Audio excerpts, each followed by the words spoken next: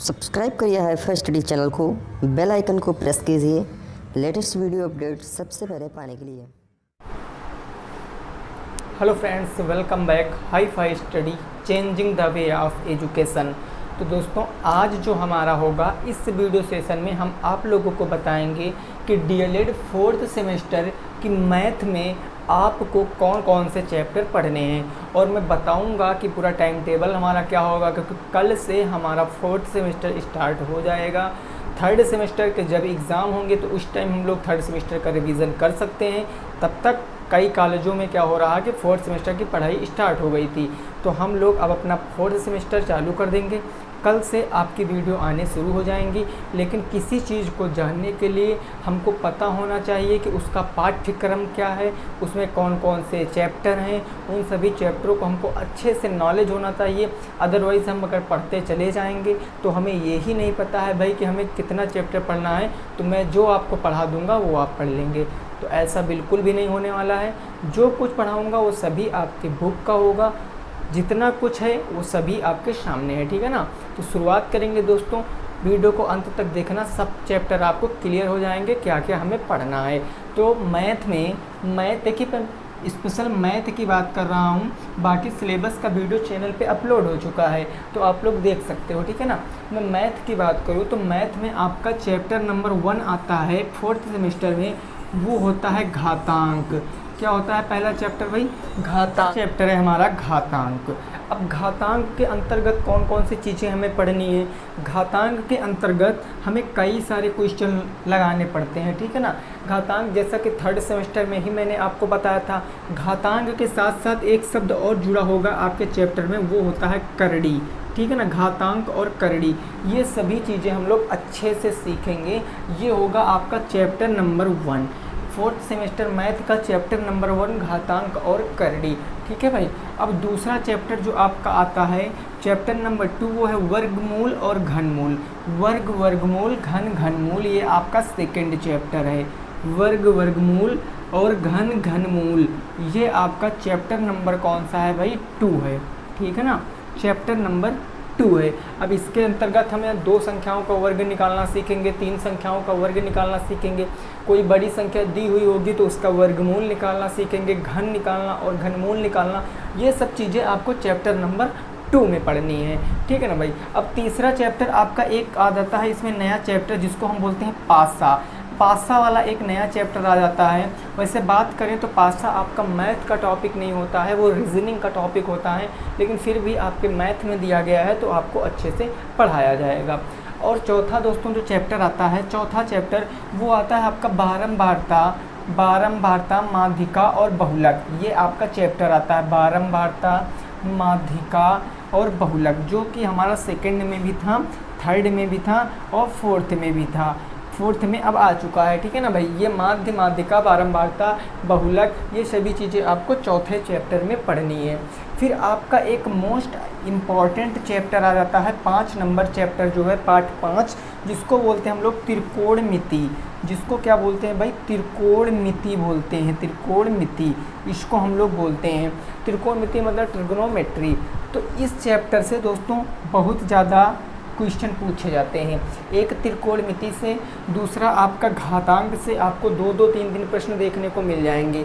बाकी ये बारंबारता से एक प्रश्न तो ज़रूर आता है एग्ज़ाम में। अगर चैप्टर है आपके सिलेबस में ये वाला तो एक क्वेश्चन ज़रूर बनेगा, वो भी आपका मतलब कि जो क्वेश्चन आपका सबसे ज़्यादा नंबर का आता है उसी नंबरों में आपका यह क्वेश्चन इंक्लूड होगा, बारंबारता वाला, ठीक है ना भाई। सारणी बना के, ये सभी आपको पता है। फिर एक चैप्टर आप में आता है 6 नंबर, जिसको बोलते हैं हम लोग चतुर्भुज। जिसको क्या बोलते हैं भाई? चतुर्भुज बोलते हैं। चतुर्भुज आता है। अब चतुर्भुज में क्या क्या हमें सीखना है, ये होता क्या है, इसका विकर्ण क्या होता है, इसको प्रूफ कैसे करते हैं, सिद्ध कैसे करते हैं, क्षेत्रफल, एरिया, परिमाप, जो भी होगा हमारा चतुर्भुज के अंतर्गत जितना कुछ होगा वो सभी हमको यहाँ पर पढ़ना है, ठीक है ना। और सारे बहुत से टॉपिक हैं, बहुत सारे आपके पेन वाला एक टॉपिक है, लेकिन बेसिकली अगर मैं बात करूँ तो बेस आपकी पूरी 4th सेमेस्टर की मैथ का यही होगा। 4th सेमेस्टर की मैथ का पूरा बेस आपका दोस्तों यही होगा। मेनली हमको इतने ही टॉपिक कवर करने हैं। सबसे पहले घातांक और करड़ी हमें पढ़ना है, वर्ग और वर्गमूल हमें पढ़ना है, ऐसे करके हमें सभी चैप्टर पढ़ने हैं।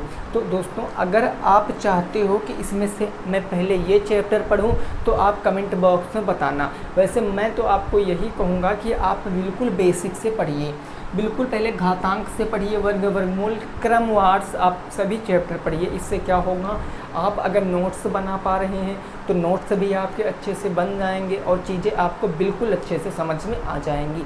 ठीक है भाई, ये आपका हो गया। अब दोस्तों बात कर लेते हैं हमारा टाइम टेबल क्या होगा, हमारी पढ़ने की रणनीति क्या होगी, उन चीज़ों को भी थोड़ा सा डिस्कस कर लेते हैं। ठीक है ना भाई, आज मैं आपको कुछ भी नहीं पढ़ाने वाला हूँ, मैं केवल आपको यही पाठ्यक्रम बताऊँगा। फिर कल से हमारा 4th सेमेस्टर जो है वो बिल्कुल अच्छे से स्टार्ट हो जाएगा। ठीक है भाई, देखो सबसे पहले जिस प्रकार से हमारी 2nd सेमेस्टर और 3rd सेमेस्टर में मैथ की क्लास कितने बजे आती थी, तो रात 8 बजे आती थी। रात 8 बजे आती थी ना भाई मैथ की क्लास, तो आपके 4th सेमेस्टर की भी मैथ की क्लास आपकी कब आएगी, रात 8 बजे ही आएगी।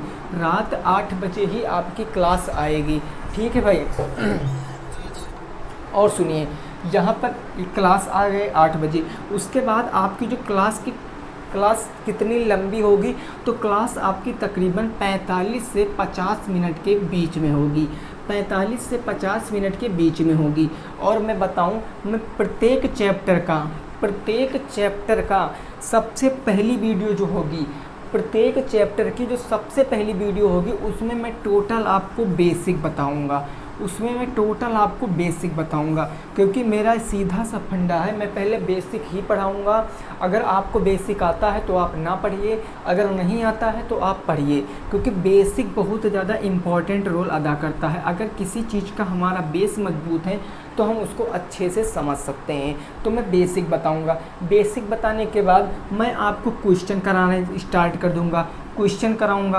क्वेश्चन हमारे भी होंगे, यानी कि मेरे पास के भी बनाए हुए क्वेश्चन होंगे, क्वेश्चन आपके बुक के भी होंगे, और बुक में अब आप बहुत लोगों के पास प्रॉब्लम हो जाती है कि सर हमारे पास इस पब्लिकेशन की बुक है, इस पब्लिकेशन की बुक है, यानी कि अलग अलग प्रकार के प्रकाशन की बुक हैं सभी के पास। तो दोस्तों मैं बताऊं, बेसिक अगर आपने सीख लिया ना, अगर आपने किसी भी चैप्टर का बेसिक सीख लिया तो सब कुछ आप चाहे जिस पब्लिकेशन की बुक उठा के देख लो, आप सभी को सॉल्व कर लोगे, सभी प्रश्नों को सॉल्व कर लोगे, चाहे जिस पब्लिकेशन की बुक हो, क्योंकि आपका तो भाई बेसिक मजबूत है। आप देखोगे बड़ी से बड़ी कोचिंगों में अगर आपने कभी भी एसएससी या फिर यूपी पुलिस, यूपीएसआई, इन सभी एग्ज़ामों की अगर आपने तैयारी की होगी, कोचिंग की होगी ऑफलाइन, तो आपको पता होगा कि जो टीचर होता है वो कभी किसी एक बुक से नहीं पढ़ाता है, वो क्या करता है, केवल कॉन्सेप्ट आपको क्लियर कराता है और क्वेश्चन आपको कराता है। फिर वो तो हमारे ऊपर डिपेंड करता है कि मैं कितनी बुक सॉल्व कर सकता हूँ। आपसे जितना हो सकता है उतना आप क्या करना, बुकों को सॉल्व करना। आपको एकदम 100% चीज़ें समझ में आएंगी दोस्तों, बस आप हमारे साथ लगे रहना। ठीक है ना। रही आपके 3rd सेमेस्टर की बात, जो आपके 3rd सेमेस्टर की बात रही, तो 3rd सेमेस्टर में जब आपके एग्ज़ाम की डेट आ जाएगी, तब आपको क्या कराया जाएगा, मॉडल पेपर सॉल्व कराया जाएगा। जब मॉडल पेपर सॉल्व कराया जाएगा तो इससे आपको यह होगा कि आप जितना कुछ पढ़े हो उसका आपका रिवीजन होता हुआ चला जाएगा, क्योंकि भैया 3rd सेमेस्टर की टोटल आपकी 96 क्लासें चैनल पे अपलोड हैं, 96 क्लास चैनल पर अपलोड है। और अगर मैं 2nd सेमेस्टर की बात करूँ, दूसरी सेमेस्टर की, तो इसकी मैथ की 116 क्लासें चैनल पर अपलोड हैं। ये मैं मैथ की बात कर रहा हूँ। 96 क्लासें मैथ की अपलोड है 3rd सेमेस्टर की, और 116 क्लासें अपलोड है 2nd सेमेस्टर की। और अब हम 3rd सेमेस्टर की बात कर लेते हैं। सॉरी, ये 2nd सेमेस्टर की 116 है, ठीक है ना। ये 116 2nd सेमेस्टर की 3rd हो गया। अब मैं दोस्तों जब 4th की बात करूँगा तो इसकी भी प्लेलिस्ट अलग से बन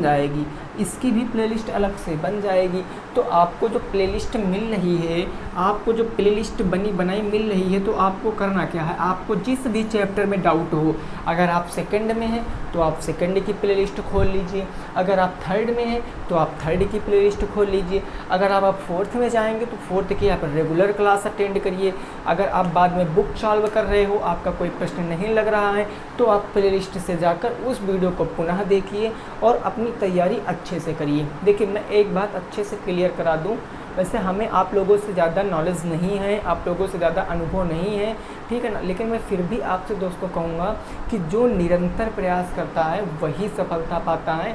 और जिनके अंदर यह भ्रम भरा हुआ होता है कि जब टाइम आएगा हम तब पढ़ेंगे, तो भैया जब टाइम आएगा तब पढ़ोगे, तब आप कुछ भी नहीं कर सकते हो, ठीक है ना, कुछ भी नहीं कर सकते हो। आप एक किसान को देखोगे तो किसान क्या करता है, अपने खेतों में धीरे धीरे काम करता है, धीरे धीरे काम करता है, अच्छे से काम करता है, तो उसकी फसल अच्छी होती है, उसकी फसल की पैदावार अच्छी होती है। लेकिन जो एक नया किसान होता है, जो मान लिया किसी किसान का लड़का है, वो अगर खेती करने लगता है तो क्या होता है कि पैदावार अच्छी नहीं हो पाती है। क्यों? क्योंकि वो आलसी होता है। वो क्या करता है कि वो ना तो खेत की निराई करवाएगा, ना गुड़ाई करवाएगा, वो सब दवाओं के ऊपर डिपेंड करेगा कि अगर ये चीज़ हो गई तो हम ये दवाई छिड़क देंगे, ये चीज़ हो गई तो ये दवाई छिड़क देंगे। तो इससे क्या होता है कि वो फसल ख़राब हो जाती है। ठीक, आपको यह भी करना है कि अगर आप निरंतर पढ़ोगे, निरंतर डेली का डेली क्लास अटेंड करोगे, तब आपको चीज़ें एकदम 100% समझ में आएंगी, ठीक है ना। तो हमारा ये कुछ सिलेबस था जो मैंने आपको बताया, आपको पढ़ना कैसे वो भी मैंने बताया। अब मैं पढ़ने का आपको सही तरीका बताता हूँ, ठीक है ना, पढ़ने का आपको बिल्कुल सही तरीका बताऊँगा कि कैसे आपको पढ़ना है, ठीक है भाई।